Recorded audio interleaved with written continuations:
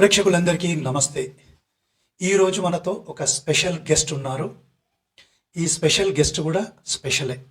ఎందుకంటే తాను పుట్టుకతో క్రైస్తవుడు. పుట్టుకతో అనే కాకుండా తన తాతలు కూడా క్రైస్తవంలోకి మారారు. అంటే వీళ్ళ ఫ్యామిలీ అంతా కూడా క్రైస్తవ ఫ్యామిలీ. తర్వాత ఒక సమయంలో తాను బైబిల్ చదివి స్టడీ చేసి దాంట్లో కొన్ని లోపాలు తెలుసుకొని క్రమంగా క్రైస్తవం నుంచి బయటికి వచ్చాడు.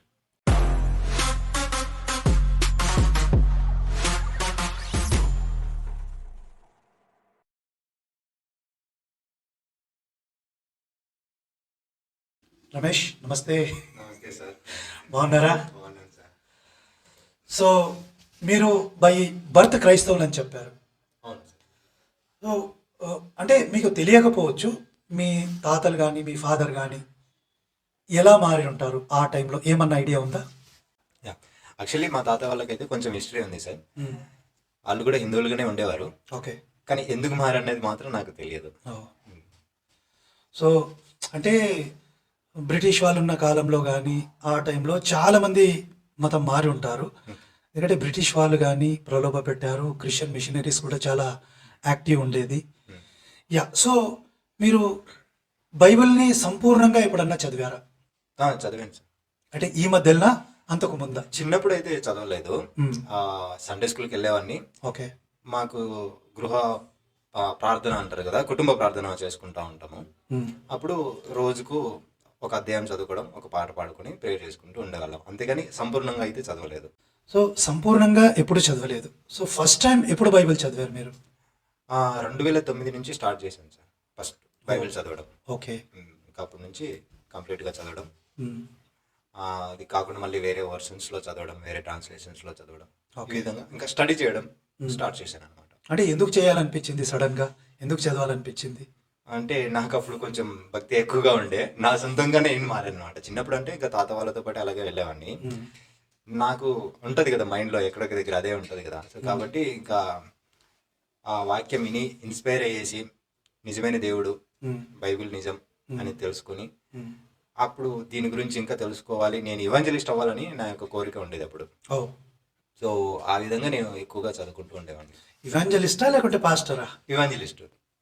అంటే బైబిల్ని, క్రైస్తవ సిద్ధాంతాన్ని ప్రచారం చేయాలి, అంతే కదా? అంటే మొత్తం పాస్టర్ అంటే ఒక చర్చి కట్టేసుకుని ఒక దగ్గరే ఉంటారు, ఒక సంఘం ఉంటుంది. ఇవాంజలిస్ట్ కి ఒక సంఘం అనేది లిమిట్ ఉండదు. ఆయన ఎక్కడికైనా వెళ్ళచ్చు, వరల్డ్ వైడ్ వెళ్ళాలని. అంటే ఇది బైబిల్లో నుంచి ఇన్స్పైర్ అయింది. అంటే జీసస్ చెప్తారు కదా, మీరు సర్వలోకానికి వెళ్ళి సర్వ సృష్టికి సువార్త ప్రకటించండి. ఆ విధంగా నేను ఇవాంజలిస్ట్ అవ్వాలనుకున్నాను. ఇంకెవరన్నా పాస్టర్ని చూసి ఇవాంజలిస్ట్ అవ్వాలని ఇన్స్పైర్ అయ్యారా? ఉన్నారు. ఇన్స్పైర్ అయిన వాళ్ళు కూడా చాలా మంది ఉన్నారు. మిమ్మల్ని ఇన్స్పైర్ చేసిన పాస్టర్ ఎవరు బాగా బాగా ఇన్స్పైర్ చేసిన అంటే బిల్లీ గ్రహం గారు. ఇంకా తర్వాత మళ్ళీ అంటే కొన్ని సిద్ధాంతాలు మారేది. నేనేంటంటే ఓన్లీ ఇవాంజలిస్ట్కే కాకుండా మిరాకిల్స్ కూడా చేయాలి, అద్భుతాలు చేయాలి. దానికి ఒకరు ఎవరు, టీవీ జాషువా అని చెప్పేసి ఒకరు. ఓకే. సో ఈ విధంగా అలాగా చేసుకుంటున్నాం. మన తెలుగు రాష్ట్రాలకు వస్తే బెంగళూరులో రాంబాబు అన్న అని ఉంటారు, ఆయన సతీష్ కుమార్ గారి బెస్ట్ ఫ్రెండ్. ఓకే. ఆయన ఇలా కొంతమంది ఉండేవారు ఇప్పుడు. సో ఇవాంజలిస్ట్ అవడం అంటే చాలా పెద్ద బిజినెస్. అంటే బైబిల్ కూడా క్షుణ్ణంగా తెలిసి ఉండాలి. సో అందుకే బైబిల్ చదివారా? అవును సార్. సో మీరు కల్వరీ టెంపుల్కి వెళ్ళే వాళ్ళని కూడా నేను విన్నాను. మరి ఫస్ట్ నేను మారిందే అక్కడ సార్. అంటే నా సొంతంగా. ఓకే. నాకు తెలివి వచ్చిన తర్వాత. అంటే ఆల్రెడీ క్రైస్తవ ఫ్యామిలీలో ఉన్నారు, తర్వాత మీరు కల్వరీకి వెళ్ళి ఇంకా ఇన్స్పైర్ అయ్యారు. అది మా ఊరు. నేను 2004లో హైదరాబాద్కి వచ్చాను. ఓకే.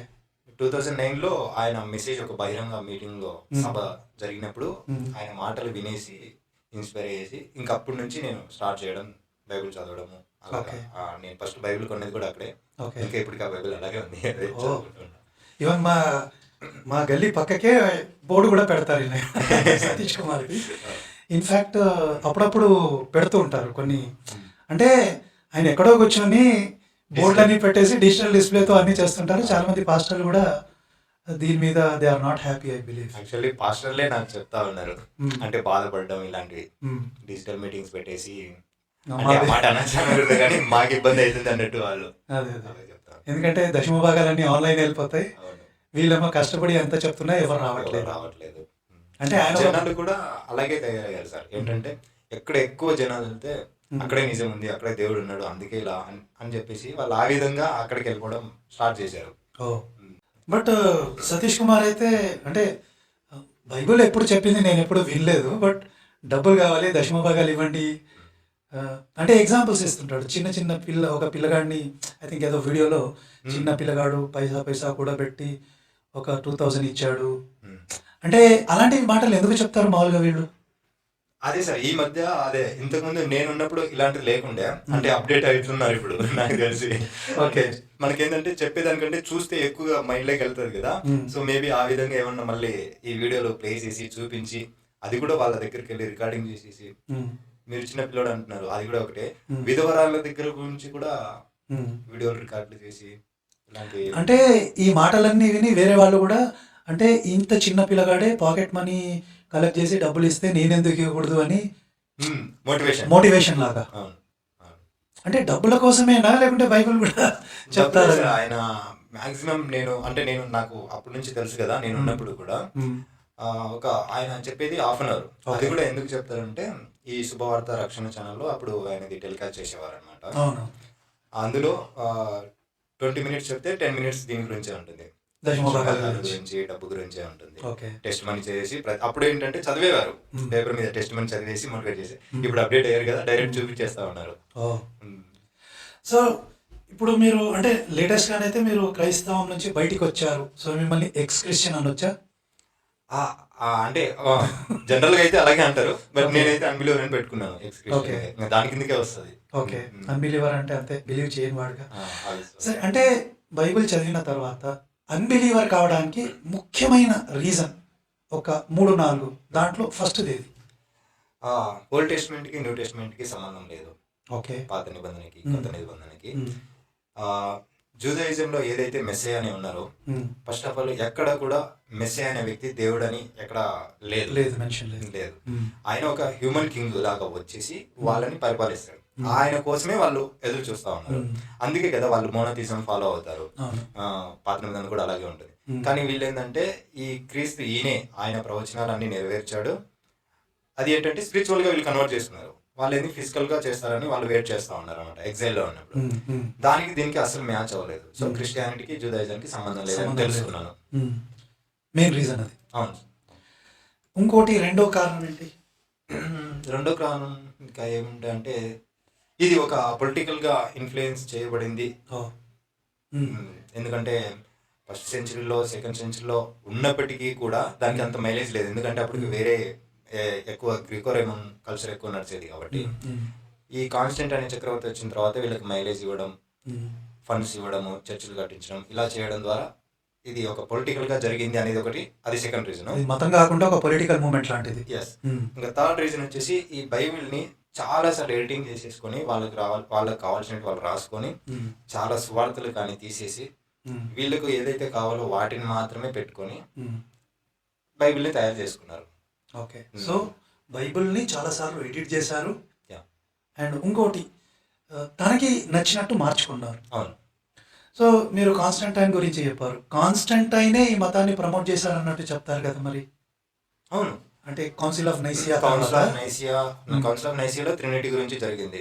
తర్వాత కౌన్సిల్ ఆఫ్ కార్తేజ్ లో ఒక బైబిల్ ని తయారు చేసి ఆ తర్వాత థియోడైస్ అనే వ్యక్తి ఆయన ఇంకా మొత్తం అఫీషియల్ రిలీజన్ చేసేసారు అనమాట. ఇది కంపల్సరీ అందరూ కూడా క్రిస్టియానిటీలోకి రావాలి, ఆ విధంగా జరిగింది. అప్పుడు ఆ కాలంలో కూడా ఏడ్రియన్ అని ఒక ఆయన ఎవరో వ్యతిరేకించారు అని చెప్తారు కదా? అవును. ట్రినిటీ కాదు, దేవుడు కాదు, త్రిత్వం అనేది లేదు అంటే ఆయన కూడా పర్సిక్యూట్ చేసి ఆల్మోస్ట్ చంపేశారు. అవునవును. ఐ థింక్ ఎరేనియస్ అలెగ్జాండర్ వీళ్ళిద్దరి మధ్యలో జరుగుతుంది అనమాట. ఈయన దేవుడు కాదు, ఇట్స్ లైక్ ఏ డివైన్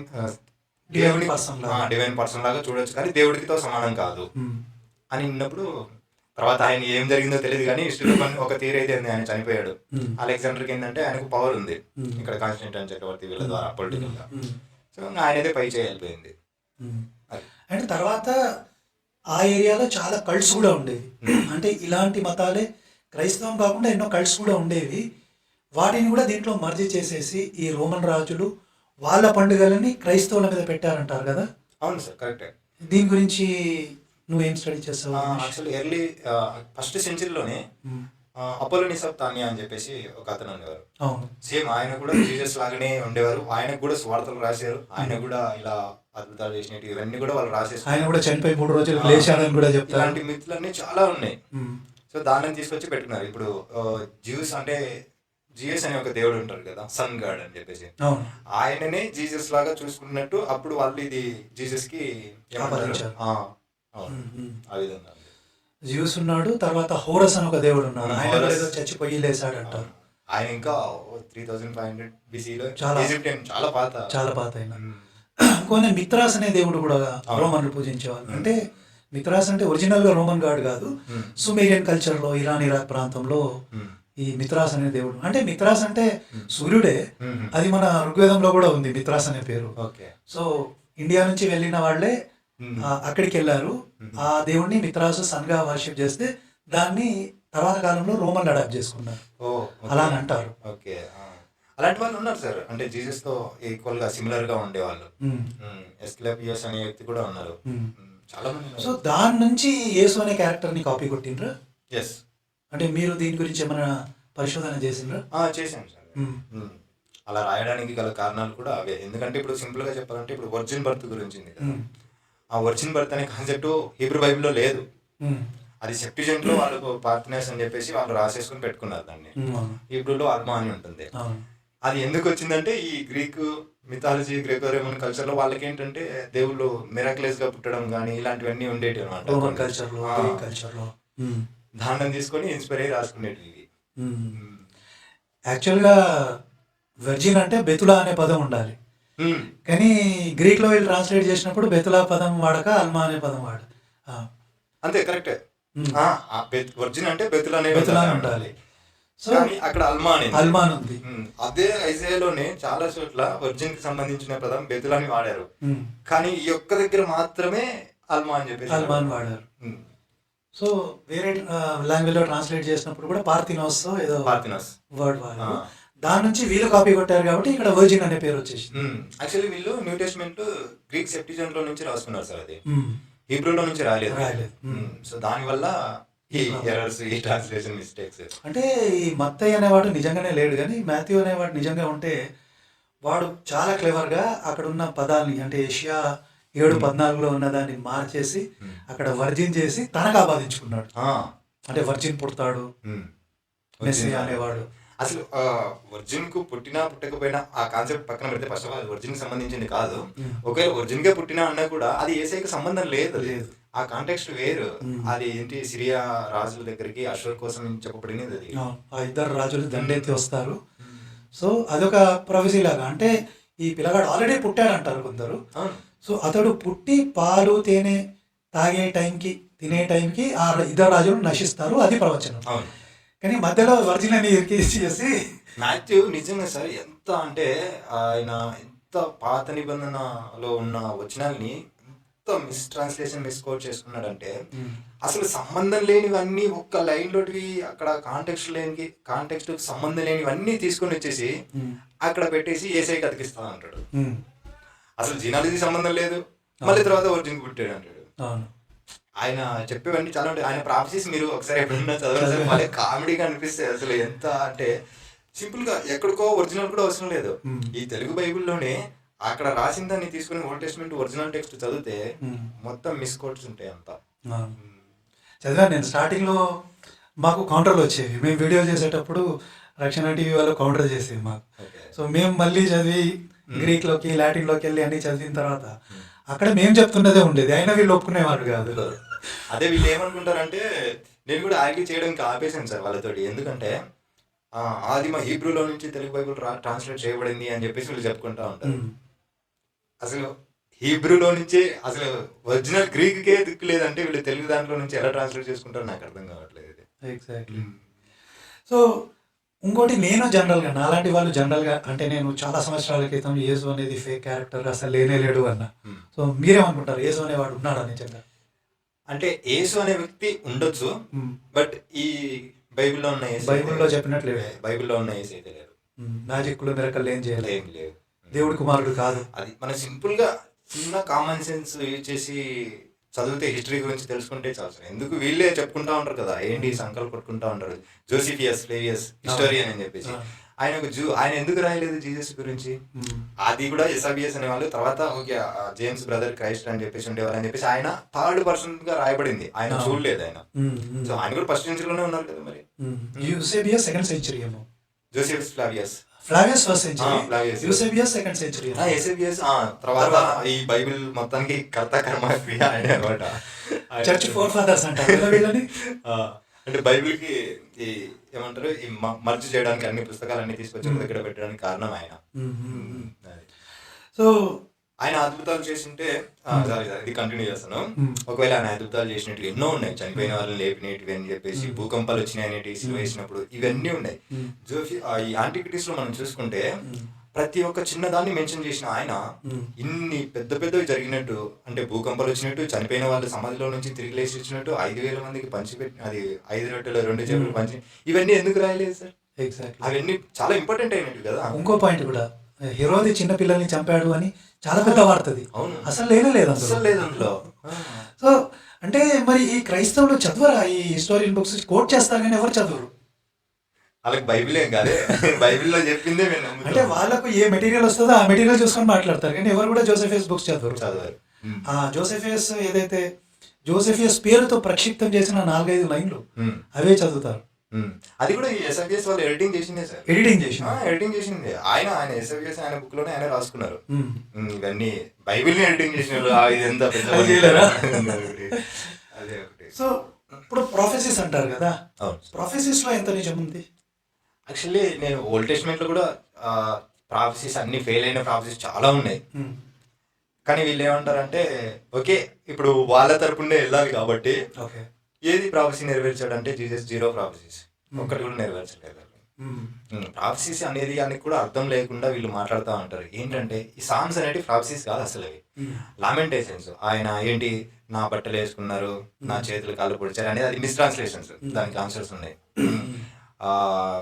నా స్నేహితులే నన్ను ఏమంటారు, నా స్నేహితులే నా మీద తిరగబడ్డారు, ఇలాంటివన్నీ ఉంటాయి. అసలు అవి ప్రాఫెసీస్ కాదు. ఆయన జరిగిన జీవితం, దావీదు జీవితంలో జరిగినవి అవన్నీ రాసుకుంటే దాన్ని తీసుకొచ్చేసి ఏసైకి పెట్టేసుకుంటా ఉంటారు. లేకుంటే ఇజ్రాయలీ సమాజం గురించి కూడా చెప్తారు కదా కొన్ని సామ్స్ లో అక్కడ. అంటే ఇప్పుడు ఇజ్రాయలీ సమాజం అనేది యెహోవాని పాటించలే, యెహోవా వాళ్ళ మీద అనేకమైన రాజుల్ని తెప్పించి వాళ్ళతో చంపించి అలా రాజ్యాలు పోయాయి, ఇవన్నీ పోయాయి. సో ఇజ్రాయెల్ సమాజం కష్టపడింది కాబట్టి ఆ సమాజాన్ని ఒక వ్యక్తిలాగా అనేక సార్లు బైబిల్లో చెప్పింది. అదే వీళ్ళు తప్పుగా అర్థం చేసుకుంటారు, దాన్ని యేసు పెడుతున్నారు. వీళ్ళు ఎక్కువగా వాడేది ఐజాయా 53. ఎగ్జాక్ట్లీ, నాకు అర్థమైంది, మీరు నాకు క్యాచ్ చేసుకున్నాను. ఐజాయా 53 అనేదాన్ని మనం దాని వెనకలో చూసుకుంటే దాని లాస్ట్ వర్స్ 48 నుంచి క్లియర్ గా రాసి ఉంటుంది, ఇజ్రాయెల్ అనేది నా కుమారుడని నా సేవకుడు అని చెప్పేసి అని ఉంటుంది. అండ్ లాస్ట్ లో ఐజాయా 53 చూసుకున్నా కూడా అదే అధ్యాయంలో అది జస్ట్ 12 వచనాలు ఉంటాయి అంతే. ఆ లాస్ట్ దాంట్లో మళ్ళీ ఆయన ఎలాబరేట్ అవుతాడు, ఆయన సంతానం అభివృద్ధి పొందుతుంది అని చెప్పేసి అనింది. ఒకవేళ ఏసైకి అయితే మరి ఏసై సంతానం ఎక్కడ అభివృద్ధి చెందింది సార్? అంటే క్రైస్తవ సమాజమే సంతానం అంటారు కదా వీళ్ళు. ఇంకా వాళ్ళు ఎన్నైనా పెట్టుకుంటారు. ఓకే, అయితే మీరు మెస్సయ్య గురించి చెప్పారు కదా, మరి మెస్సయ్య యేసు కాదు, యేసు అయితే మెస్సయ్య కాదు. సో మెస్సయ్యకి కొన్ని లక్షణాలు చెప్తారు, క్రైస్తవుడు చెప్పే లక్షణాలు మెస్సయ్యకి ఫిట్ అవుతాయా? లేదు, అసలు ఫిట్ అవ్వవు. ఎందుకంటే మెస్సయ్య అనే వ్యక్తి ఫస్ట్ ఆఫ్ ఆల్ ఆయన హ్యూమన్ కింగ్, దేవుడు కాదు. దేవుడి చేత అధికారం పొంది పరిపాలించేవాడు, ఏ విధంగా అయితే దావీదు లాగా. కానీ వీళ్ళు ఏమంటారంటే దేవుని కుమారుడు అంటారు. కుమారుడు అన్న వరకు ఓకే, కుమారుడు అనొచ్చు, ఎందుకంటే దావీదుని కూడా నా కుమారుడు అన్నారు, ఇజ్రాయెల్ ని కూడా నా కుమారుడు అన్నాడు, మై ఫస్ట్ బోర్న్ సన్ అని చెప్పేసి అన్నాడు Hosea 11 లో అన్నారు. సో వీళ్ళు దేవుని దాకా తీసుకెళ్ళిపోయారు. అండ్ మెస్సయ్య చేయాల్సిన పనులు ఏంటనేది కూడా వీళ్ళు ఒక్కసారి మెస్సయ్య గురించి చదివితే ఎజికల్ 37 కానీ, 2 సామ్యూయల్లో కానీ, జెర్మియాలో కానీ ఇవి చదివితే చాలా ఇంకా అర్థమైపోతుంది. జకరియా 14లో కానీ, మీకా 5లో కానీ ఏం చేస్తాడు మెస్సయ్య అనే వ్యక్తి అనేది అది చదివితే చాలా సింపుల్ గా అర్థమైపోతుంది. కానీ అలా ఏది కూడా జీసస్ చేయలేదు, ఇన్ఫాక్ట్ ఆపోజిట్ అయింది. ఎందుకంటే ఆయన వచ్చి టెంపుల్ కట్టాలి, కానీ ఏం జరిగింది ఉల్టా 70లో మొత్తం టెంపుల్ కొలాప్స్ చేసి కూలిపోయింది. అండ్ ఇజ్రాయెల్ అందరినీ గెదర్ చేయాలి, ఏమైంది మొత్తం అందరూ చల్లా చెదర అయిపోయారు. 1948 వరకు మొత్తం చెల్లా చెదరైపోయింది, వాళ్ళకి స్వాతంత్రం లేదు. అవును. మెసేజ్ చేయాల్సిన పనులు ఇవి ఉన్నాయన్నమాట, అవి ఏది కూడా ఫిట్ అవ్వదు. జనరల్గా చర్చిలలో వీళ్ళు ఎప్పుడు కూడా ఓల్డ్ టెస్టిమెంట్ చెప్పకుండా న్యూ టెస్టిమెంటే చెప్తారు. అంటే దీని వెనకాల ఏమన్నా కుట్ర ఉందా? క్రిస్టాలజీ ఏం లేదు. ఎందుకంటే యాక్చువల్లీ ఫౌండేషన్ ఈవెన్ పౌల్ కూడా అదే చెప్తాడు. Old testament law is the ఏమంటారు అంటే అది పెద్ద బాల శిక్షకు లాగా అని చెప్పి చెప్తాడు అన్నమాట. దాన్ని బేస్ చేసుకొని ఇక్కడ న్యూ టెస్టిమెంట్ లో చదవాలి. కానీ వీళ్ళు ఏంటంటే న్యూ టెస్టిమెంట్ లో తీసేసుకొని ఫస్ట్ దాన్ని ఓల్డ్ టెస్టిమెంట్ లోకి మళ్ళీ అతికిస్తా ఉన్నారు. అంటే రివర్స్ చేస్తా ఉన్నారు. ఇప్పుడు న్యూ టెస్టిమెంట్ అనేది లేదు కదా సార్, థర్డ్ సెంచరీ వరకు లేదు. అది ఊరికే లెటర్ లాగా ఇట్లా నేను మీకు ఇప్పుడు వాట్సాప్ లో పంపిస్తున్నాము, అప్పుడు ఏంటంటే లెటర్ రాసేసి మీకు ఏదన్నా పంపించాలంటే వార్త ఆ విధంగా పంపించేసుకొని రాసుకునేవి. అవి వాళ్ళకు కూడా తెలియదు బైబిల్ అవుతుంది అని చెప్పేసి. అప్పుడు వరకు ఓన్లీ ఓల్డ్ టెస్టిమెంట్ మాత్రమే. జీసస్ కూడా ఓల్డ్ టెస్టిమెంట్ లో ఉండేటివి మాత్రమే కోట్ చేసి చెప్పారు. కానీ వీళ్ళు ఏంటంటే న్యూ టెస్టిమెంటే మాకు అథెంటికల్ అని చెప్పేసి చెప్తారు. బైబిల్ దానికి విరుద్ధము. ఎందుకు వేసే మాథ్యూ 5:17 చెప్తారు, నేను కొట్టివేయడానికి రాలేదు, నేను ఫుల్ఫిల్ చేయడానికి వచ్చాను అని చెప్పేసి అంటాడు. దాని కాంటాక్ట్ వేయాలని చెప్తారు మళ్ళీ. అంటే నేను కూడా చాలాసార్లు మెస్సీయా గురించి మాట్లాడినుండే. అయితే కానీ ఈ క్రైస్తవాన్ని కన్విన్స్ చేయడం కష్టం అవుతుంది. అంటే మనం బైబిల్లో ఉన్నది చెప్తే కూడా నీకు బైబిల్ అర్థం కాలేదు, నీకు అర్థం కావాలంటే పరిశుద్ధాత్మ ప్రేరణ కావాలి, పరిశుద్ధాత్మ నీ మీద పూనుకోవాలి, ఇలా ఎందుకు మాట్లాడతారు వీళ్ళు? వీళ్ళు ఏమంటారంటే సార్, నిజంగా నన్ను కూడా అదే, నీకు బైబిల్ అర్థం కాలేదు కాబట్టి నువ్వు బయటికి వెళ్ళావు. అండ్ బైబిల్ని అర్థం చేసుకోవాలంటే ఆత్మ జ్ఞానం ఉండాలి, సైతాన్ పట్టింది పరిశుద్ధాత్మ జ్ఞానం ఉండాలి నీకు, అండ్ అందులో ఉన్న మర్మాలు ఉన్నాయి అని చెప్పేసి అంటారు. మర్మాలు ఏమీ లేవు. డిటోనమీ చాప్టర్ 12 కానీ, నేమే 8:8 కానీ, ప్రొవర్బ్స్ 8లో కానీ క్లియర్ గా ఏముంటదంటే, నేను చెప్పేటివన్నీ ఓపెన్, ఇవన్నీ అంటే అర్థమయ్యేటివే, మిస్టరీస్ అనేది ఏం లేవు, రహస్యంగా ఏమీ లేదు, నేను అన్ని ఓపెన్ గా చెప్పానని చెప్పేసి అంటారు. కానీ వీళ్ళు దీంట్లో పరమార్థాలు ఎత్తుకుని ఆత్మార్థాలు ఉన్నాయని చెప్పేసి టెక్స్ట్ కి మళ్ళీ ఇంకొకటి యాడ్ చేసుకొని వీళ్ళే అలా చెప్పుకుంటా ఉన్నారు. అంటే ఇప్పుడు బైబుల్ని ఇలా చదవాలా అని ఏమన్నా ఉందా, రూల్ ఏమన్నా ఉందా బైబుల్లో? వీళ్ళు పెట్టుకున్నారు అదే. అంతే. అపాలజెటిక్స్ అనే ఇది ఒకటి సబ్జెక్ట్ ఉంది కదా ఇప్పుడు, అంటే బైబుల్ అపాలజెటిక్స్, ఇలా దీన్ని డిఫెండ్ చేయాలి, ఆ అపాలజెటిక్స్ చెయ్యాలి అని బైబిల్లో ఏమన్నా ఉందా అలాంటి? లేదు. ఫస్ట్ ఆఫ్ ఆల్ అపాలజెటిక్స్ ఎందుకు చేయాలి సార్? అందులో ఇప్పుడు నువ్వు అపాలజెటిక్స్ చేస్తున్నావు అంటేనే అందులో ఏదో ఉంది, దానికి నువ్వు డిఫెన్స్ గా చేసుకోవడానికి నువ్వు వెళ్తున్నావు అని అర్థం కాని విధంగా ఉంది, అప్పుడు అపాలజెటిక్స్ అవసరం. అన్ని ఓపెన్ గా ఉన్నాయి, ఈజీగా అర్థమవుతుంది అంటే అపాలజెటిక్స్ అవసరం లేదు. ఎందుకు అవసరం లేదు అది. ఓకే. సో లేనిది కల్పించుకొని సాధారణ జనాల్ని తప్పుదారి పట్టించడానికి ఈ నాటకాలన్నీ ఆడుతున్నారా వీళ్ళు? చాలా డాక్టర్స్ తీసుకొచ్చారు సార్. అది మీరు ఇందాక అన్నట్టు కౌన్సిల్ 325 కౌన్సిల్ నైసియాలో ట్రినిటీ గురించి, ఇవన్నీ కూడా చాలా కొత్త కొత్త కాన్సెప్ట్స్ అన్ని, కొత్త కొత్త డాక్టర్స్ అన్ని తీసుకొచ్చేసి పెట్టుకున్నారు వాళ్ళకి అవసరమైన. సెకండ్ కమింగ్ కాన్సెప్ట్ అనేది లేదు, తర్వాత కల్పించారు, సెకండ్ కమింగ్ పెట్టేసుకున్నారు. సో ఇవన్నీ కూడా కొన్ని మార్పులు వస్తున్నప్పుడు, అంటే ఒక చిన్న క్లుప్తంగా చెప్తాను సార్ సెకండ్ కమింగ్ గురించి. మెస్సియా వచ్చేసి ఈ పనులు చేయాలి, కానీ ఏం చేసిండు? జీసస్ ఏమీ చేయలేదు, ఆపోజిట్ అయింది. సో కాబట్టి ఏం చేశారంటే సెకండ్ కమింగ్ ని ఇన్వెంట్ చేశారు. ఏంటి? ఆయన మరలా వస్తాడు, అప్పుడు పరిపాలిస్తాడు. ఇప్పుడు సేవకునిలాగా వచ్చాడు, పాపాల కోసం బలయ్యాడు అని చెప్పారు. యాక్చువల్లీ పాపాల కోసం హ్యూమన్ సాక్రిఫైస్ అనేది లేనే లేదు హీబ్రూ బైబిల్లో. సో తర్వాత సెకండ్ కమింగ్ ఇన్వెంట్ చేశారు అనమాట. సో పాపాల కోసం సెకండ్ కమింగ్ ని ఇన్వెంట్ చేశారు. ఫస్ట్ కమింగ్ ఏమో పాపాల కోసము ఒక మానవ రూపంలో వచ్చేసి సర్వెంట్ గా వచ్చేసి గొర్రెపిల్లలాగా వచ్చాడు. సెకండ్ కమింగ్ లోనేమో లయన్, యూదా గోత్రపు సింహం లాగా వస్తాడు, వచ్చేసి అప్పుడు పరిపాలిస్తాడు. అది ప్రకటన గ్రంథంలో ప్రకటన గ్రంథంలో ఇవన్నీ రాసేసుకున్నారు అనమాట. ఇన్ఫాక్ట్ చెప్పాలంటే జీసస్ కూడా ఏం చెప్తాడంటే, మీరు ఈ తరం చూస్తుండగానే బతికిండగానే నేను వస్తానని చెప్పి చెప్తాడు. సో అందుకే ఫస్ట్ దెస్సలోనికీలో కూడా పౌలు అదే చెప్తాడు, అదే రాస్తూ ఉంటాడు అనమాట. ఇంకా ఇప్పుడు 2025 years అయింది, ఇంకా పెళ్లి నేను చేసుకోకండి, వచ్చేస్తాడు. ఒక ప్రాఫెసీ గురించి చెప్పండి రమేష్. మీకు అంటే అంతకుముందు మీరు గాఢంగా బిలీవ్ చేసిన ప్రాఫెసీ, అది తర్వాత బైబిల్ చదివిన తర్వాత ఇది ఫేక్ అని అర్థమైన ప్రాఫెసీ ఒకటి నాకు చెప్పండి. అన్నీ ఉన్నాయి, నేను మీరు డిస్ప్లే చేస్తానంటే ఒకటి చెప్తాను, తర్వాత మీరు డిస్ప్లే చేస్తాను. హోషేయ 11 ఉంటుంది. హోషేయ 11 ఫస్ట్ లోనే ఏంటంటే, ఇజ్రాయేలు బాలుడై ఉండగా నేను ఈజిప్ట్ లో నుంచి పిలిచి తిని అని చెప్పేసి అని ఉంటుంది. అది మత్తయి గురించి ఇందాక మాట్లాడాం కదా, ఎంత అంటే ఒక వచనం కూడా కాదు, అది ఒకే లైన్, ఇజ్రాయేల్ బాలుడై ఉండగా అనేదాన్ని తీసేసేసి ఒక్క లైన్ లోనే మళ్ళీ పోనీ 2 లైన్లు 3 లైన్లు ఒక వచనం అనుకుంటే ఏమో అనుకోవచ్చు, ఒక్క వచనం కూడా కాదు, అది ఒక్క లైన్. నేను అది చూసినప్పుడు అంటే నాకు తర్వాత నేను రియలైజ్ అయినప్పుడు అక్కడంటే అంటే నేను ఈ మధ్య ఎలా అంటే అక్కడ రాసింది ఇక్కడ రాసింది కరెక్టా కాదా అని చెప్పేసి నేను సెర్చ్ చేస్తున్న టైంలో అది చూసి నేను షాక్ అయిన, ముందు షాక్ అయ్యి తర్వాత నవ్వుకున్నా నేను. అంతలా మిస్కోట్ చేస్తాను. సో పాత నిబంధనను కూడా ఇంత వక్రీకరిస్తారు కదా, అంటే ఏ ధైర్యంతో చేస్తారు ఈ క్రైస్తవులు అట్లా? అందుకే సార్ అది అంటే వీళ్ళకప్పుడు పొలిటికల్ బ్యాక్గ్రౌండ్ ఉంది కదా, సో దానివల్ల అలా చేయబడింది. పాపం వాళ్ళు చూసి చాలా హింస పెట్టారు. అంటే నేను చూసి కూడా నేను సపోర్ట్ కాదు, ఓల్డ్ టెస్ట్మెంట్ కూడా అది కూడా చాలా ప్రాసెస్ ఉన్నాయి. అంటే ఓల్డ్ టెస్ట్మెంట్ నేను అనుకోవడం వాళ్ళు రాసుకోవడానికి వాళ్ళ ఓన్ కారణాలు ఉన్నాయి. పొలిటికల్ గా ఆ యూదా సమాజాన్ని ఒకటి చేయడానికి బహుశా వాళ్ళు రాసుకున్నారు, కానీ అది క్రైస్తవుల చేతిలో ఆయుధం అయిపోయింది. దీన్ని తీసుకొని వీళ్ళు ఇన్ని దేశాల మీద పడి నాగరికతని నాశనం చేసేసి కోట్ల మందిని చంపేశారు. అచ్చా, మరి ఈ క్రైస్తవులు ప్రేమ నేర్పిస్తుంది క్రైస్తవం అంటారు కదా, దీంట్లో ఏమైనా నిజం ఉందా?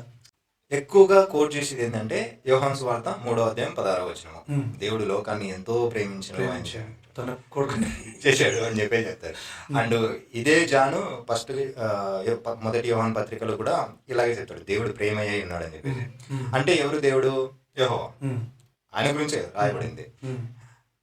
ఓల్డ్ టెస్ట్మెంట్ లో మీరు చూడండి, ఎక్కడా కూడా మీకు ప్రేమ కనిపించదు. లోకాన్ని కాదు కదా, కనీసం ఇజ్రాయెల్ని కూడా ప్రేమించలేదు, సొంత ప్రజల్ని కూడా ప్రేమించలేదు. నీళ్ళు అడిగితే పాముల్ని పంపిస్తాడు. ఎంత ఘోరంగా అంటే సార్, అసలు చాలా ఘోరంగా. ఎట్లా ప్రేమమయుడవుతాడు అనేది నాకు అర్థం కావట్లేదు. రీసెంట్ గా మేము ఏది నహూము చదివాము 2వ అధ్యాయం. ఒక పక్క దయ అంటాడు, ఎవరిని క్షమించాను అంటాడు. అంటే యెహోవా క్యారెక్టర్ ఎలా ఉంటుంది అంటే వైలెంట్ క్యారెక్టర్, కానీ కొత్త నిబంధన వచ్చేసరికి ఆ క్యారెక్టర్ మొత్తం యూటర్న్ అయిపోతుంది. సో చాలా మంది నాలాంటి వాళ్ళు ఏమన్నారంటే అక్కడ ఉన్నది యెహోవా కాదు, ఓల్డ్ టెస్టిమెంట్ లో యెహోవా ఉన్నాడు కానీ న్యూ టెస్టిమెంట్ లో యెహోవా లేడు, బహుశా కృష్ణుడు ఇంకెవరో ఉన్నారంటారు. సో దీని గురించి మీరేమంటారు? అది నాకు నిజంగా తెలియదు, బట్ కాకపోతే దీని గురించి క్యారెక్టర్స్ పరంగా మార్సిన్ అనే ఒక వ్యక్తి ఉన్నారు సార్. ఫస్ట్ బైబిల్ క్రియేట్ చేసిన వ్యక్తి ఆయనే, ఎర్లీ 2nd centuryలో. ఆయన రాశారనమాట, బైబిల్ రాసి పెట్టారు. ఆయన ఏం చేశాడంటే ఓల్డ్ టెస్ట్మెంట్ తీసి పక్కన పడేసేసాడు. తీసేసి ఈ దేవుడు ఏంటి, ఈయన దేవుడు కాదు అని చెప్పేసి తీసి పక్కన పెట్టేసి ఓన్లీ లూకాస్ వార్త, మళ్ళీ ఆయన క్రిస్టియన్ అయి ఉండి కూడా ఓన్లీ లూకాస్ వార్త మాత్రమే దాంట్లో తీసుకొని, అది కూడా ఎడిటింగ్ చేసుకుని కొన్ని పాల్ లెటర్స్ పెట్టుకుని యాడ్ చేసి బైబిల్ తయారు చేశాడు ఆయన. దానికి అపోజిట్ గానే వీళ్ళు ఇప్పుడు చేసింది 66 books. సో ఫస్ట్ రాసింది ఆయనే అనమాట. అండ్ నాస్టిక్ గాస్పల్స్ ఉన్నాయి. నాస్టిక్ గాస్పల్స్ అయితే ఏకంగా యెహోవా దేవుడిని లూసిఫర్ తోటి పోలుస్తారు, సర్పెంట్నేమో జీసస్ తోటి పోలుస్తారు వాళ్ళు. అంటే సర్పం వల్లనే కదా వాళ్ళకు జ్ఞానోదయం అయింది, ఎవరికి మనుషులకి. ఈయన జ్ఞానాన్ని దాచాలనుకున్నాడు, ఎవరి దేవుడు నాకు భయపడితేనే జ్ఞానం అన్నాడు. అండ్ ఇన్ఫాక్ట్ ఆయన ఓపెన్ గా చెప్పేసుకున్నాడు Isaiah 47 నేనే ఈవిల్ క్రియేట్ చేస్తాను, నేనే మంచి క్రియేట్ చేసేవాడిని, నేనే చంపువాడిని, నేనే బతికించేవాడిని, గుడ్డివాడిగా వంటిస్తాను, అన్ని నేనే చేస్తాను అని చెప్పేసి అంటారు. అందుకే ఓల్డ్ టెస్ట్మెంట్ లో మీకు సైతాన్ క్యారెక్టర్ ఉండదు, ఓన్లీ న్యూ టెస్ట్మెంట్ లోనే ఉంటది. అనేక సార్లు దావీదుని చంపడానికి దురాత్మను కూడా పంపిస్తాడు. సో వీళ్ళు పరిశుద్ధాత్మ గురించి చెప్తారు కానీ యెహోవా లోపల నుంచి వచ్చే దురాత్మ గురించి ఎందుకు చెప్పరు? అంటే ఇన్ని దాచిపెట్టాల్సిన అవసరం ఏముంది? అదే సార్ నాకు అర్థం కాదు. అది పోనీ చెప్తున్నప్పుడు కూడా అర్థం చేసుకోకుండా జనాలు ఏంటంటే ఇంకా అయిపోయింది, వాళ్ళకి మైండ్ లో బ్రెయిన్ లో ఇంజెక్షన్ చేసేసారు మొత్తం అంతా. సో ఇప్పుడు చెప్పినా కూడా వాళ్ళు వినే స్టేజ్ లో లేరు. అది ఎలా ఉంది అంటే కూడా ఏమో అలాగనే ఉండని. వాళ్ళకి ఏంటంటే ఇప్పుడు ఎక్కువ వెళ్ళేది నాకు స్వస్థత వస్తా ఉంది, ఇలాంటి చిన్న చిన్న వాటికి నేను మాట్లాడుతూ ఉంటాను కదా, చాలా బాధ అనిపిస్తుంది వాళ్ళని చూస్తే. వాళ్ళ అవసరాల కోసం వాడుకుంటా ఉండడం అవి కూడా జరగవు. ఎందుకంటే అలా చేస్తే దేవునికి విరుద్ధంగా అయినట్టు. ఎందుకంటే మోషేకి చెప్తాడు, కుంటివాడిగా పుట్టించేది నేనే, గుడ్డివాడిగా పుట్టించేది నేనే అంటాడు. మళ్ళీ సాంగ్స్ లో గర్భఫలం దేవుడిచ్చి బహుమానం అని చెప్పేసి చెప్తాడు. సో మరి ఆయన ఏ విధంగా కావాలో ఆ విధంగా పుట్టించినప్పుడు మళ్ళీ మీరు స్వస్థత మీటింగ్ పెట్టి ప్రేయర్ చేసి దేవునికి విరుద్ధంగా చేస్తారేంటి? అంతే కదా సార్, లాజికల్ గా ఆలోచిస్తే వీళ్ళంతా కూడా అదే అంటారు. అంటే ఒక క్రైస్తవ సామ్రాజ్యాన్ని ఏర్పరచుకొని ఆ సిద్ధాంతం పేరుతో మ్యాజిక్లు గిమ్మిక్ల పేర్లతో జనాల్ని దోచుకోవడమే ప్రైమరీ టార్గెట్ లాగా మనకు అనిపిస్తుంది. అది ఇందాక ఒక విషయం మర్చిపోయాను సార్, అది యెహోవా వైలెంట్ అని చెప్పేసి. సో ఆయన యాక్చువల్లీ ఆయనకు ఒక పేరు ఉంది, థండర్ గాడ్ అని, స్టోమ్ గాడ్ అని, సైన్యంలోకి అధిపతి యెహోవా. అంటే వాళ్ళు యాక్చువల్లీ అందరు అనుకుంటారు జ్యూస్ మోనోథిజం అనుకుంటారు. మోనోథిజం అనేది లేనే లేదు, తర్వాత ఇన్వెంట్ చేయబడింది. అంతకు ముందు పాలిథిజం ఉండేది, వాళ్ళు కూడా ఆశ్రాని, బాల్ని వీళ్ళందరినీ పూజించేవాళ్ళు అన్నమాట. సో ఆయన మొత్తం ఆయన క్యారెక్టర్ మొత్తం కూడా ఎలా ఉంటుందంటే వైలెంట్ ఎక్కువనే ఉంటుంది. అంటే ప్రతిదీ కూడా ఆయన మైండ్ మరి ఏమిటో మరి తెలియదు, ఇమ్మీడియట్ గా ట్విస్ట్ అయిపోతా ఉంటుంది, మారుతూ ఉంటుంది, స్టాప్ అవుతా ఉంటుంది. అనేది సడన్ గా ప్రేమ మేడ అంటాడు, మళ్ళీ ఇమ్మీడియట్ గా చంపేస్తానంటాడు. అసలు అంటే ప్రేమ అయితే ఇక్కడ ఏం కనిపించలేదులే కానీ చిన్న పిల్లల్ని చంపడము, జంతువుల్ని చంపడం చాలా పులుసు. అసలు ఎవరు చేయరు అలాగా, హిట్లర్ కూడా చేయలేదు. కనీసం ఆయన హైట్ గా ఉన్న వాళ్ళని చంపేసాడు అంతే, కానీ ఈ విధంగా చిన్న పిల్లలని, జంతువుల్ని చంపడం అనేది అది చాలా దూరమైన. ఒక బుక్ ఉంది డంక్ విత్ బ్లడ్ అని. ఓకే. ఆ బుక్ లో ఎట్లుంటదంటే యెహోవాని సైతాన్ని కంపేర్ చేస్తారు. ఓకే. సైతాను యాక్చువల్గా బైబిల్లో ఎవరిని చంపలే, కానీ కొందరు లెక్క పెట్టి 11 మంది అని లెక్కేశారు. 11 మందిని సైతాన్ చంపాడు అని లెక్కేశారు. దానికి కూడా అంత ప్రూఫ్ లేదు. యెహోవా చంపింది 33 లక్షల మందిని డైరెక్ట్గా. అంటే మ్యాక్సిమం మారణ హోమం బైబిల్లో చేసింది యెహోవా, సైతాన్ మాత్రం ఏం చేయలే. సో ఒక కాంటెస్ట్ లో ఎక్కడైతే సైతాన్ని యెహోవా యోబు దగ్గరికి పంపిస్తాడో అక్కడ కూడా యోబుని అలా చేయమని చెప్పిందే సైతాన్. సో ఒకవేళ నిజంగానే సైతాన్ అనే క్యారెక్టర్ ఉంటే యెహోవా పర్మిషన్ లేకుండా ఏం చేయడుగా, పర్మిషన్ తీసుకునే చేస్తాడు. సో ఒకవేళ ప్రపంచంలో సైతాను ఎవరిని తప్పుదారి పట్టించిన, అంటే ఇప్పుడు మీరు ఎక్స్క్రిప్షన్ కావడానికి కారణం కూడా సైతానే కదా, ఆ సైతాన్ని మీ దగ్గరికి పంపించింది కూడా యెహోవానే కదా. అండ్ లక్షల మంది ఎవరైతే క్రైస్తవాన్ని నమ్మట్లేదో, లేకుంటే సిద్ధాంతాన్ని, క్రైస్తవ సిద్ధాంతాన్ని నేను కూడా క్రిటిసైజ్ చేస్తున్నా, నా మీదకి సైతాన్ వచ్చినా దానికి కారణం కూడా యెహోవానే కదా. యాక్చువల్లీ సైతాన్ అంటారు సార్, సైతాన్ అనే పదాన్ని యాక్చువల్లీ అడ్వర్సరీ అంటారు అనమాట. ఒరిజినల్ సైతాన్ అనేది లేదు బైబిల్లో. ఎందుకంటే ఒకవేళ సైతాన్ అయితే ఫస్ట్ ఆఫ్ ఆల్ ఈ యోబు గురించి ఇందాక చెప్పారు కదా, అది ఎలా స్టార్ట్ అవుతుంది, డివైన్ కౌన్సిలింగ్ జరుగుతూ ఉంటది. అందరు దేవుళ్ళు అందరు అక్కడ, సైతాన్ కూడా యెహోవాకి కొడుకే. అవునా? ఓకే, ఇది నాకు కొత్తగా ఏంటంటాను. ఓకే, చూద్దాం, అది స్టార్ట్ చేశాను. అయితే ఇది కూడా సైతాన్ కూడా అక్కడికి వెళ్తాడు. అంటే ఏంటి, దేవుని కౌన్సిల్లోకి వెళ్ళే అవకాశం ఉంది అంటే సైతాన్ ఎలా అవుతాడు? అంత ఫ్రీగా వెళ్ళగలుగుతున్నాడు. అండ్ వీళ్ళు కూడా అడుగుతున్నాడు, ఎక్కడున్నావు ఇన్ని రోజులు అంటే భూమి అంతా నేను తిరిగి వస్తున్నా. అంటే ఇప్పుడు ఫ్రెండ్ కాకపోతే అక్కడికి ఎందుకు వస్తాడు? లేకుంటే సొంత కుమారుడు అంట, దేవుడి కుమారులు, దేవుళ్ళ అందరి కోసం సభ. అంటే ఈవెన్ జుడాయిజంలో కూడా ఒక దేవుడు లేడు, అనేక మంది దేవతలు ఉన్నారు. కానీ వీళ్ళు అదంతా దాచేసి, లేదు వాళ్ళు సరే దేవదూతలే అనుకుందాం వాళ్ళంతా, బట్ అప్పటికీ అక్కడికి సైతాన్ రాగలిగిండంటే ఈయన పర్మిషన్ లేకుండా రాడుగా.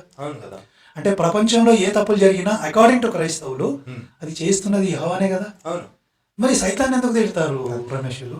అదే సార్, ఇందాక మీరు అది కూడా అన్నారు, సైతాన్ ఎక్కడ చంపలేదు, ఎవరో 11 మెంబర్స్ వచ్చింది అని చెప్పి. నేను 11 కాదు కదా, 0 అంటాను నేను. 0 అసలు నాకు కనపడలే. నాతో కూడా కొంతమంది ఫోన్ చేసి మాట్లాడారు దీని గురించి, క్రైస్తవులు ఆర్గ్యూ చేస్తూ ఉంటారు. నేను అంటాను, సైతాను ఒక వ్యక్తిని చంపినట్టు గానీ, అబద్ధం ఆడినట్టు గానీ ఎక్కడన్నా ఉంటే నాకు ఒకటి చూపించమని చెప్పేసి అన్నాను. అదే యెహోవా అబద్ధం ఆడినట్టు, చంపినట్టు నేను చూపెట్టాను. ఇన్ఫాక్ట్ ఒక్కటి చూపించలేకపోతున్నారు. బైబిల్ ప్రకారం మానవాళికి జ్ఞానం ఇచ్చిందే సైతాన్. అవును. అలాంటప్పుడు సైతాన్ని వీళ్ళు తప్పుపట్టి, అంటే ఎట్లాగో క్రైస్తవులు బైబిల్ చదవరు, ఏం చదవరు కాబట్టి వాళ్ళకి ఏ అబద్ధాలు చెప్పినా వాళ్ళు వింటారు. సార్ దీని గురించి ఒకటి చెప్పాలి అంటే, మీకు తెలుసు, ప్రజల కోసం చెప్తాను. బైబిల్ని కూడా మనకు లాస్ట్ 400 years వరకు ఎవరి చేతులకి రాలేదు సార్. అది వాళ్ళ కోసం మాత్రమే రాసుకోబడింది. అది పోప్స్ కోసము, వాళ్ళ కోసం క్రియేట్ చేయబడింది బైబిల్ అనేది.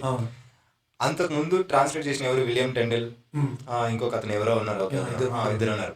వాళ్ళు ట్రాన్స్లేట్ చేస్తే వాళ్ళని చంపేసి, అది ఒక థియరీ కూడా ఉంది, అది ఒరిజినల్ అంటే నాకు తెలియదు, జరిగిందో లేదో, కానీ అది ఒక బుక్ లో అయితే ఉంది. అది చనిపోయిన శవాన్ని తీసుకొచ్చేసి మళ్ళీ కాల్చేసి చంపేశారు ట్రాన్స్లేట్ చేసిన. పోపుల విషయంలో చాలా జరిగింది అట్లా.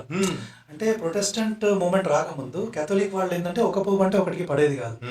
ఎవడైతే పోపుగా అయ్యాడో వాడికి డబ్బులు దండుకోవడము, అమ్మాయిలను అంటే ఆల్మోస్ట్ అమ్మాయిలను వాడుకోవడము ఇలాంటివి, లేకుంటే పాపాలు క్షమించే పత్రాలని డబ్బులు దండుకోవడము, ఇవన్నీ చేసేవాళ్ళు. ఇప్పటికీ ఉన్నాయి. ఇప్పటికీ ఉందా? పాపాల కోసం ఇప్పటికే ఉన్నాయి. సో దాన్ని వ్యతిరేకిస్తూ ప్రొటెస్టెంట్ వచ్చింది.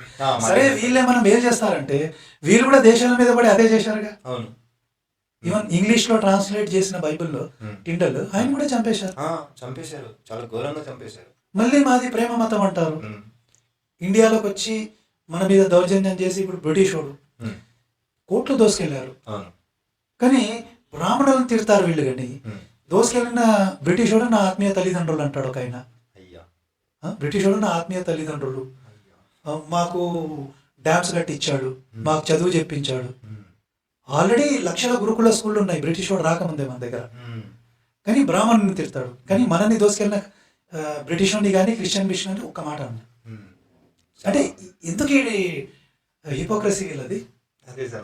చేసినోడు ఒకడు, తిట్టేది మనల్ని. పోనీ మన దేశాన్ని కూడా ప్రేమించారు కదా రమేష్ వీళ్ళు. ఒక్కసారి మతం మారిపోతే మన తల్లిదండ్రులు వాళ్ళు నరకానికి పోతారంటారు. ఒకడు యేసు నమ్మలే కాబట్టి నా తల్లిదండ్రులు కూడా నరకానికి పోతారంటారు. అంటే తల్లిదండ్రులు కూడా పరాయుళ్ళు అయిపోతారా మతం మారితే?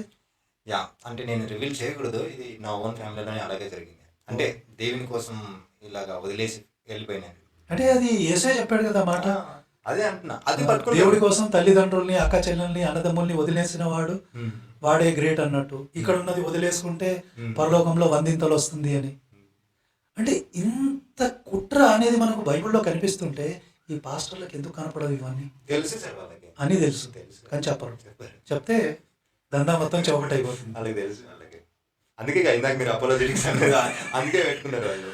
మనం ఎక్కడైనా ఏదైనా క్వశ్చన్ చేస్తే ఓకే మళ్ళీ దానికి ఎలాగా కవర్ చేయాలి. స్టార్టింగ్ నుంచి సార్ ఇది కవర్ చేసేది అనేది స్టార్టింగ్ నుంచి కూడా. అందుకే ఎసబ్ చేసిన వ్యక్తి ఎడిటింగ్ చేసి అవన్నీ రాసుకునేది. ఎందుకంటే అందులో మిస్టేక్స్ ఉన్నాయి కాబట్టి, సెట్ అవ్వట్లేదు కాబట్టి వాళ్ళు దాన్ని ఎడిటింగ్ చేసేసుకొని వాళ్ళు కన్వీనియంట్ గా రాసుకున్నారు. అది క్రిస్టియానిటీ ఒక మార్గమా ఒక మతమా? మతమే, మార్గం కాదు. దేనికి మార్గం చెప్పండి సార్. నేను మిమ్మల్ని అడుగుతామా అంటే మీరు అదే మీరు నాకంటే సీనియర్ కాబట్టి నేను మిమ్మల్ని దేనికి మార్గము అంటే ఏసే చెప్తాడు నేనే మార్గం, నేనే సత్యం, అంటే పరలోకానికి మార్గం అని చెప్పేసి అంటారు. పరలోకానికి ఎందుకు వెళ్ళాలి సార్? అసలు పరలోకం అనే కాన్సెప్ట్ బైబిల్లో ఏడుంది? పాత నిబంధనలు ఎక్కడ లేదు. పాత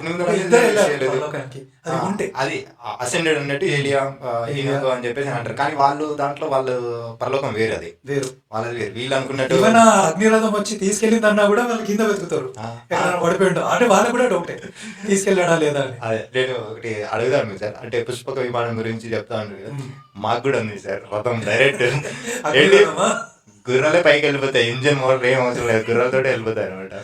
సో అంటే అంత కామెడీగా రాసేసుకుంటారు, ఇది అర్థం కావట్లేదు. పరలోకం అనేది ఒకవేళ నిజంగా పరలోకమే అని క్రిస్టియన్స్ నమ్మితే మీరు రెవల్యూషన్ చదువుకుంటే లాస్ట్ 2 chapters లో మళ్ళా వచ్చి ఆయన భూమి మీదనే వెళ్తాడు, భూమి మీదనే ఉండాలని చెప్పేసి చెప్తాడు.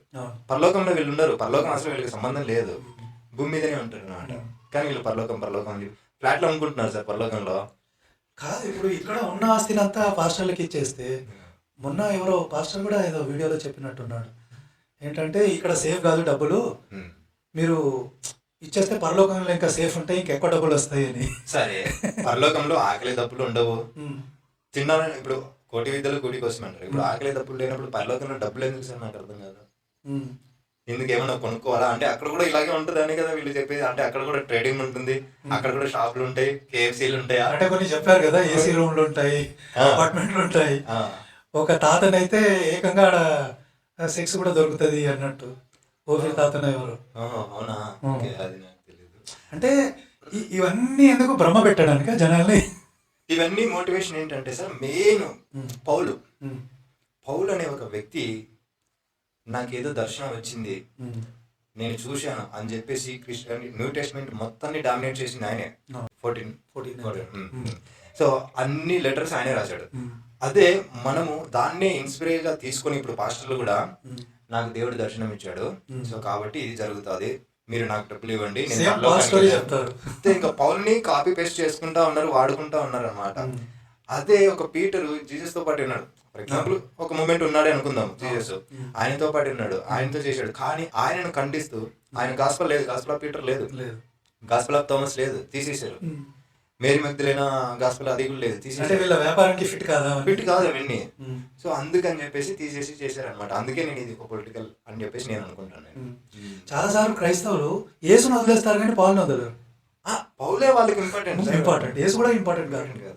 అదే అంటారు, ఏసే చెప్పిన కూడా గాస్పల్స్ లోటివి ఏసే చెప్పిన మాటలకు విలువయ్యారు. వాళ్ళు ఏమంటారంటే అప్పుడు ఆయన ధర్మశాస్త్రం కింద ఉన్నాడు కాబట్టి అప్పుడు అలా చెప్పారు అని చెప్పేసి. పౌలుకి ఒకవేళ ఇప్పుడు బతికి ఉంటే, జ్యూస్ లో ఉంటే ఇజ్రాయెల్ కి స్వాతంత్రం వచ్చింది కాబట్టి ఇంకా పౌల్ని ఇంకా మామూలుగా లేపోయారు వాళ్ళు. బట్ యాక్చువల్ గా చరిత్రలో పాల్ కూడా లేడు. అవును, అదే మిత్. ఎందుకంటే ఏ హిస్టోరియన్ పాల్ గురించి రాయాలి. సో ఈ రోజు ఈ క్రైస్తవ మాఫియాని ఆపాలంటే ఏం చేయాలి రమేష్? అంటే వాళ్ళకు బైబిల్ చెప్పాలా, బైబిల్ చెప్పాలి. ఎలా చెప్పాలి, ఉమ్. ఎలా చెప్తే వాళ్ళకి అర్థమవుతుంది? సో అంటే బైబిల్ చెప్పినా కూడా వాళ్ళు బైబిల్ను 66 బుక్స్ మావి అని చెప్పేసి అని నమ్మినా కూడా ఉమ్, మళ్ళీ దాంట్లో ఓల్డ్ టెస్ట్మెంట్ వేరు, ఉమ్, అది మాకు సంబంధం లేదు అంటారు. ఉమ్, పోనీ న్యూ టెస్ట్మెంట్లో గాస్పల్స్లోని తీసేసుకొని జీసస్ చెప్పిన మాటలు చెప్పినా కూడా ఉమ్. ఆయన అప్పుడు ధర్మశాస్త్రం కింద ఉన్నాడు కాబట్టి అది మాకు వర్తించవు. ఓకే. ఓకే, పరిశుద్ధాత్మ ద్వారా వచ్చిన తర్వాతనే అపోస్తల కార్యంలో నుంచే ఉమ్, ఈ న్యూ టెస్ట్మెంట్ అనేది స్టార్ట్ అయింది ఉమ్, అని చెప్పేసి చెప్తారనమాట. సో అందుకే వాళ్ళు ఎక్కువగా ఈ అపోస్తల కార్యాలు రాసింది ఎవరు? పౌలు ఫ్రెండే కదా, ఎవరు? లూక్. ఉమ్, సో వాళ్ళిద్దరు రాసేస్తున్నారు. సో వీళ్ళకి ఏంటంటే ఈ ప్రాఫెసీస్ గురించి చెప్పారంటే కన్నా నేను అనుకుంటున్నది అంటే ఇంకా యేసయ్య నెరవేర్చలేదు కాబట్టి ఆయన మెస్సయ్య కాదు అని చెప్పేసి నా ప్రయత్నం వరకు నేను అది చేస్తా ఉన్నాను. ఓకే. నేను చేయగలిగింది మరి ఇంకా వేరే విధంగా ఏం చేయాలో నాకు తెలియదు సార్. అంటే వినరు ఒకటి, ఫస్ట్ ఆఫ్ ఆల్ వాళ్ళకి ఇంకా దాంట్లోకి వెళ్ళిపోతారు. ఎందుకంటే నేను కూడా క్రిస్టియన్గా ఉన్నప్పుడు ఉమ్, నేను ఇలాగే ఆర్గ్యూ చేసేవాడిని ఓకే. హిందువులతో కానీ ఎవరితో ఇలా అంటా ఉంటే, ఉమ్, లేదు ఈయనే నీకు అర్థం కావట్లేదు, నీకు అర్థం కావట్లేదు, మళ్ళీ చదువు, నిజమైన దేవుడు ఈయనే, ఉమ్, మీకు తెలియదు అన్నట్టు నేను అలాగే చేసేవాడిని. ఉమ్, ఒక్కసారి బైబిల్ని కాంటెక్స్ట్ పరంగా చదివితే ప్లెయిన్ గా ఉమ్, సింపుల్ గా అర్థమవుతుంది సార్. అందులో మర్మాలు ఏమీ లేవు, ఏం లేదు. ఓ, ఓపెన్ గా ఉంది బైబిల్. ఒకసారి కాంటెక్స్ట్ పరంగా చదివితే ఉమ్, వీళ్ళు ఏంటంటే వచనాలు అధ్యాయాలు కూడా వీళ్ళు పెట్టుకునేటివి. ఉమ్, అంతకుముందు ఈ అధ్యాయాలు వచనాలు అనేటివి లేవు, ఉమ్, మొత్తం ప్లేన్ ఉండేది ఒక బుక్ మొత్తం అంతా. ఓకే. సో ఆ విధంగా చదివితే అర్థమవుతుంది. ఉమ్, మొత్తం ఇలాగా అక్కడ కట్ చేసుకొని తీసుకొచ్చి ఒక లైన్ తీసుకొచ్చి ఇక్కడ పెడితే కానీ అర్థం కాదు. సో ఇప్పుడు మనం చాలాసార్లు మేము కూడా పాస్టర్లతో డిబేట్ చేసినప్పుడు కొన్ని వచనాన్ని కోట్ చేస్తాం. వీళ్ళు ఏం చేస్తారంటే ఆ వచనాన్ని ఎక్స్ప్లెయిన్ చేయరు, ఒప్పుకోరు. ఇది అర్థం కావాలంటే ఇంకో వచనం అంటారు, అక్కడికి తీసుకెళ్తారు. అక్కడ పట్టుకుంటాం, మళ్ళీ అక్కడ పట్టుకొని నువ్వు చెప్పింది ఇక్కడ లేదు కదా అంటే ఇది అర్థం చేసుకోవాలంటే ఇంకో చోటికి అంటారు. సో మనం చూస్తాం కదా కొన్ని యానిమల్ ప్లానెట్లో చూసినప్పుడు ఒక కోతి ఉంటుంది, ఈ చెట్టు మీద నుంచి ఆ చెట్టు, ఆ చెట్టు మీద నుంచి ఆ చెట్టు, ఇలా దూకుతూ ఉంటారు ఈ పాస్టర్. అంటే అందుకే నేనేం చేస్తానంటే ఒక వచనాన్ని పట్టుకున్నప్పుడు ఇది టోటల్గా క్లారిఫై చేయి, తర్వాత మనం దానికి వెళ్దాం. కరెక్ట్, అలాగే ఉండాలి, అలాగే ఉండాలి డిబేట్లో. ఎందుకంటే వీళ్ళు ఏం చేస్తారంటే మనం అడిగిన అసలు ప్రశ్న ఏదైతే ఉందో ఈ తిరగడంలో అది ఎగిరిపోతుంది, అది ఎక్కడెక్కడికో వెళ్ళిపోతుంది, అది మర్చిపోతాం, మనమే మర్చిపోతాం. అంటే వాళ్ళ ప్లానింగ్ అంతా ఇదేనా, అటు ఇటు తిప్పి మన క్వశ్చన్ పక్కన పెట్టేస్తారు, ఇంకెక్కడికో వెళ్ళిపోతుంది టాపిక్ డిస్కషన్. అంటే మనం అడిగిన ప్రశ్నకి వాడికి ఆన్సర్ చేయడు, టాపిక్ ఇంకెక్కడికో వెళ్ళిపోతుంది, అక్కడ కొట్టుకుంటారు. మళ్ళీ వాడు పోయి నేనే గెలిచానంటారు. ఈ గొర్రెలన్నీ ఆ వీడియో కిందకి వచ్చేసి మా అన్న తోపు, మా అన్న తురుము, నీకు బైబిల్ తెలియదు, నీకు సైతాన్ పట్టింది. అది సార్ నిజంగా నేను బయటకు వచ్చాను అంటే మీరు ఆల్రెడీ ఎక్స్పీరియన్స్ అయింటారు, నాకు కొత్త కదా. నేను బయటకు వచ్చినప్పుడు వీడియోలు చేసినప్పుడు కింద కామెంట్స్ పాస్టర్స్ ఎవరేం మాట్లాడరు, ఎవరు పెట్టరు. ఈ విశ్వాసులు అనే వాళ్ళు వీళ్ళే ఉంటారు, అంటే వాళ్ళకి ఒక ఫ్యాన్ బేస్ ఉంటుంది అనమాట. అంటే వాళ్ళ పాస్టర్ ఎంత వీక్ ఆర్గ్యూ చేసినా వీడియో సపోర్ట్ చేస్తారు. అంతే, మా అన్న తోపు, అసలు ప్రేజలాడన్నా నువ్వు ఇరగొట్టావన్నా, ఈ భాస్కర్ రాజుకి రమేష్కి ఏం తెలియదు, ఏదో అన్ని పిచ్చి పిచ్చిగా వాగుడుతున్నాడు, వీళ్ళకి సైతాన్ పట్టింది. సో పాస్టర్లని డిబేట్కి రప్పించాలంటే మనం ఏం చేయాలి? ఈ మధ్య ఎవరో మీరు ఆల్రెడీ చేశారు కదా సార్, చేస్తూనే ఉన్నాను, చేశారు, చూశాను. మీ ఎవరు రావట్లేదు, టీవీ దగ్గర నుంచి కూడా చూశాను నేను. వస్తున్నారు, వస్తారు, ఒకసారి వస్తారు. ఇక మేమేం చేస్తున్నామంటే మరీ గట్టిగా అడిగితే పారిపోతాడేమో, మళ్ళీ రాడేమో అని వీక్ క్వశ్చన్స్ అడిగి వాళ్ళని ఎక్కువ తిట్టకుండా, వాళ్ళని ఎక్కువ ఇబ్బంది పెట్టకుండా రెండోసారి వస్తాడేమో అని చూస్తున్నాం. అప్పుడు కూడా రెండోసారి రావట్లేదు. పోనీ వచ్చినా కూడా వీళ్ళు ఏం చేస్తారంటే వాళ్ళు చెప్పిందే చెప్తారు, మనం అడిగిందే చెప్పరు. అదే సార్, ఏంటంటే వాళ్ళకున్న ఒకే ఒక ట్రిక్ ఏంటంటే ఇది స్పిరిచువల్ గా జరిగింది అని చెప్పేసి అంటారు. ఓకే, దీనికి కౌంటర్లు నా దగ్గర ఉంది. ఒకవేళ నేను మీకు చెప్తాను, ఎవరైనా సరే ఇది స్పిరిచువల్ గా జరిగింది అంటే స్పిరిచువల్ గా నేను కూడా జరిగింది, నేనే ఎస్ఐ అంటాను. నేను కూడా స్పిరిచువల్ గా ఇప్పుడు వెళ్తా ఉన్నాను అని చెప్పేసి అంటాను. ఇప్పుడు జీసస్ వాళ్ళ కింగ్ అంటారు, ఈ లోకాన్ని వెళ్తా అన్నాడు. కానీ మళ్ళీ పౌలు ఏం చెప్తాడు అంటే ఈ లోకం సైతాన్ చేతిలో ఉంది అని చెప్పేసి అంటాడు. జీసస్ ఏమంటాడు, సైతాన్ మొత్తం తల కొట్టివేయబడింది, చితికివేయబడింది, లేదు 1000 సంవత్సరాలు ఏదో 1000 సంవత్సరాలు ఏదో పెట్టారు అది అంటారు. అదే అంటున్నా, వీళ్ళు ఏంటంటే ఆ స్పిరిచువాలిటీని పట్టుకున్నారు అంతే, కానీ స్పిరిచువాలిటీకి సంబంధించిన ఆధ్యాత్మిక అర్థము అని చెప్తున్నారు. అదేనా బైబిల్ కి ఆధ్యాత్మికమైన అర్థం? అదే ఒకటి. జీసస్ గురించి మనం అడిగితే ఇక్కడ మరి ఇది చేయాలి కదా, ఇది చేయలేదు ఏంటి అని అంటే అది సెకండ్ కమింగ్ లో చేస్తారు. ఇప్పుడు ఏంటంటే ఆయన ఆత్మీయంగా చేస్తా ఉన్నాడు, ఆత్మీయంగా రాజు అని చెప్పి చెప్తారు వాళ్ళు. ఓకే, సో స్పిరిచువల్ కింగ్ అనమాట ఆయన. సో స్పిరిచువల్ కింగ్ ఎవరైనా ఉండొచ్చు, మీరు ఉండొచ్చు, నేను ఉండొచ్చు, ఎవరైనా కావచ్చు. సో రమేష్ ఫ్యూచర్ కార్యక్రమం ఏంది? మీది కూడా ఒక ఛానల్ ఉంది ప్రేక్షకులు, ఆ ఛానల్ లింక్ నేను నా డిస్క్రిప్షన్లో పెడతాను. రమేష్ పెట్టిన అన్బిలీవర్ అనే ఛానల్ని తప్పనిసరిగా సబ్స్క్రైబ్ చేసుకొని తనకు సపోర్ట్ చేయండి. సో మీ ఫ్యూచర్ ప్లాన్స్ ఏంటి రమేష్? ఇదే సార్, అంటే ఇప్పుడు మీరంటే ఇప్పుడు బిజీ అయిపోతున్నారు, నెక్స్ట్ జనరేషన్ లాగా అనుకోండి. అంటే ఈ క్రైస్తవం గురించి నేనేం తిట్టడం అలాంటివి అయితే ఏం కాదు, సబ్జెక్ట్ పరంగానే మాట్లాడాలి, జనాలకు నిజం చెప్పాలి. ఓకే, బైబిల్ గురించి అట్లీస్ట్ ఇప్పుడు అంటే యూత్ను ఆలోచిస్తాను. నిజంగా చాలా మంది క్రైస్తవులు కూడా అబ్బాయిలు నాతోటి చాలా మంది ఫోన్ చేసి అన్న మీరు చెప్పేది బాగానే ఉంది, నేను కూడా ఆలోచిస్తా ఉన్నాను, నేను 15 years ఉన్నాను, ఇలాగా ఉన్నాను అని చెప్పి చెప్తాను. సో అట్లీస్ట్ వాళ్ళని రియలైజ్ అయితే బాగుంటుంది కదా, నెక్స్ట్ జనరేషన్ కన్నా బాగుపడుతుంది కదా అన్నట్టు నేను యూట్యూబ్లోనే కంటిన్యూ చేస్తా ఉన్నాను సార్ నేను. ఓకే, సో మీరు యూట్యూబ్ ఎప్పుడైనా లైవ్ పెట్టినప్పుడు ఏదైనా పాస్టర్లతో డిబేట్ ఉన్నాడు మమ్మల్ని కూడా పిలవండి, మేము కూడా వస్తాము, మా టీం వస్తుంది. అలాగే మేము కూడా ఏదైనా కార్యక్రమాలు చేస్తే తప్పనిసరిగా రమేష్ మిమ్మల్ని పిలుస్తాము. Thank you sir. సో ఇంకేమైనా చెప్తారా ఫైనల్గా? అదే ఇప్పుడు యాక్చువల్లీ నేను మీకే థ్యాంక్స్ చెప్పాలి, ఎందుకంటే నేను సోలోగా నేనే స్టార్ట్ చేశాను యూట్యూబ్ ఛానల్. నేను అడగక ముందే మీరే నన్ను పిలవండి అంటున్నారు, మీరు కూడా నన్ను పిలుస్తా అంటారు. ఇంకా చాలా థ్యాంక్ యూ సార్ దానికి. అంటే సపోర్టివ్గా ఉంటాను అని చెప్తున్నారు కాబట్టి చాలా థ్యాంక్స్. ఎందుకంటే ఈరోజు మన తెలుగు రాష్ట్రాలలోనే 1,00,000 మంది పాస్టర్లు ఉన్నారు. అవును, వీళ్ళ ప్రపగండాన్ని ఎదుర్కోవాలంటే బైబిల్ని ప్రశ్నించే వాళ్ళు కూడా లక్షలలో ఉండాలి. కానీ అన్ఫార్చునేట్గా 10-15 మంది కంటే ఎక్కువ లేరు. ఈ 10-15 మంది సరిపోరు, చాలా మంది రావాలి, బైబిల్ని ప్రశ్నించాలి. అలాగే నేను కూడా I'm not in favour of any violence. సువార్తకని వచ్చేస్తే వాళ్ళ దగ్గర నుంచి బైబిల్ లాక్కొని కాల్ చేయడము, వాళ్ళని కొట్టడము, తిట్టడము ఇది చెయ్యొద్దు. వాళ్ళని శుభ్రంగా మంచిగా కూర్చోబెట్టి, నేను ఒక కాలంలో వీడియో చేశాను బొట్టు పెట్టి, సరే బొట్టు పెట్టకూడదు, కనీసం కూర్చోబెట్టి వీడియో రికార్డ్ చేసి 4 ప్రశ్నలు వేయండి, ప్రశ్నిస్తే పారిపోయే మతం ఇది కాబట్టి ఏం దమ్ము లేదు దాంట్లో, వాళ్ళే పారిపోతారు. అది నా మెథడ్. మంచిది. సో మీరు కూడా అలాగే ప్రశ్నించమని అంటారా? అవును సార్, అలాగే ఉండాలనుకుంటా. ఎందుకంటే వైలెన్స్ అనేది మనకు అవసరం లేదు, మనం ఫైట్ చేస్తుంది వాళ్ళతోటి కాదు, సబ్జెక్ట్ పరంగా మనం చేస్తా ఉన్నాం. అంటే ఇక్కడ పాస్టర్స్ బాగానే ఉంటున్నారు సార్, నేను చాలా వీడియోలు చెప్పాను, మళ్ళీ చెప్తా ఉన్నాను. పాస్టర్స్కి అదే దశంభాగాలు అవి అన్నీ తీసేసుకొని వాళ్ళు బాగానే ఉంటారు, కానీ విశ్వాసులకు మాత్రం అవసరం వచ్చినప్పుడు ప్రేయర్ చేసి అవి చేసి పంపించేస్తూ ఉంటారు అన్నమాట. వీళ్ళు హై లెవెల్కి ఇప్పుడు మన కళ్ళ ముందే ఎంతోమంది పాస్టర్లు.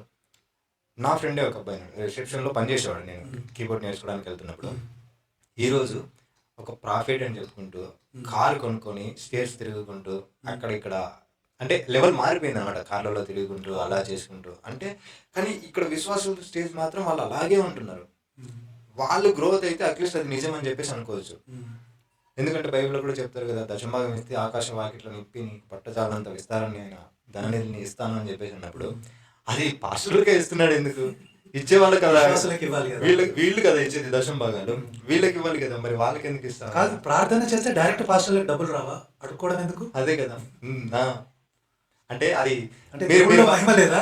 మీరు మరీ లాజిక్ గా మాట్లాడుతున్నారు సార్. మళ్ళీ అలా చేస్తే బిజినెస్ ఏం కావాలి, బతుకొద్దా వాళ్ళు? అది వాళ్ళకి తెలుసు సార్, అన్ని తెలుసు వాళ్ళకి, ఏ సందర్భంలో ఏం చెప్పాలి, ఎలా చేయాలి అనేటి వాళ్ళకి బాగా తెలుసు. ఏ వచనాన్ని పెట్టి చెప్పాలి, వాటన్నిటికీ వాళ్ళు అన్ని దగ్గర ముందే ఎట్లా తప్పించుకోవాలి, ఎట్లా డైవర్ట్ చేయాలి, అన్ని తెలుసు సార్ వాళ్ళకి. సో థ్యాంక్ యూ రమేష్, ఇంత దూరం వచ్చి నా స్టూడియోకి వచ్చి నాకు ఇంటర్వ్యూ ఇచ్చినందుకు చాలా థ్యాంక్ యూ సార్. నేను కూడా మిమ్మల్ని కలవాలని అనుకుంటున్నాను, ఎప్పుడో ఈ విధంగా కలవాల్సి వచ్చింది. చాలా thank you sir. Thank you Ramesh, thank you so much. So అది ప్రేక్షకులు, రమేష్తో నేను తీసుకున్న ఇంటర్వ్యూ. మీరు కూడా రమేష్ ఛానల్ని ఫాలో చేయండి. అలాగే తాను బైబిల్ గురించి చెప్పే అనేక విషయాల్ని మీరు కూడా స్టడీ చేయండి. నేను కూడా ఇప్పుడు బైబిల్ తప్పని చెప్పను, చదివితే మీకు తెలిసిపోతుంది. ఒక 10 సంవత్సరాల క్రితం నేను ఎప్పుడైతే బైబిల్ చదివానో, ఏం బుక్ ఇది దైవ గ్రంథం అంటున్నారు, ఇంత వైలెన్స్ ఉంది, దేవుడిగా చెప్పబడిన వాడికి అసలు దేవుడి లక్షణమే లేదు, మన పురాణ ఇతిహాసాలలో చెప్పిన రాక్షసులు ఈయనకంటే బెటర్ ఉన్నారు అని నేను అనుకున్నాను. సో మీరు కూడా మీ దగ్గరికి ఎవరైనా క్రైస్తవులు వచ్చి సువార్త అంటే వాళ్ళని కొట్టొద్దు, తిట్టొద్దు, బైబిల్ తీసుకొని కాల్చొద్దు, వాళ్ళని కూర్చోబెట్టి సింపుల్గా ప్రశ్నలు వేయండి. ఏ విధంగానైతే నేను కానీ రమేష్ గారు కానీ ప్రశ్నిస్తున్నారో అలా ప్రశ్నించండి. ఆ ప్రశ్నిస్తేనే ఆ మతం కుప్పగొలిపోతుంది. సో ప్రేక్షకులు, ఇది రమేష్తో నా ఇంటర్వ్యూ. మరో మంచి వీడియోతో మళ్ళీ మిమ్మల్ని కలుస్తాను. మన ఛానల్ ఎక్సెక్యులర్ సబ్స్క్రైబ్ చేసుకోండి, వీడియోని లైక్ చేయండి, 10 మందికి షేర్ చేయండి. మీ ఈ ఇంటర్వ్యూ గురించి మీరేమనుకుంటున్నారో కామెంట్ రూపంలో నాకు తెలియజేయండి. మరో మంచి వీడియోతో మళ్ళీ కలుద్దాం. నమస్తే.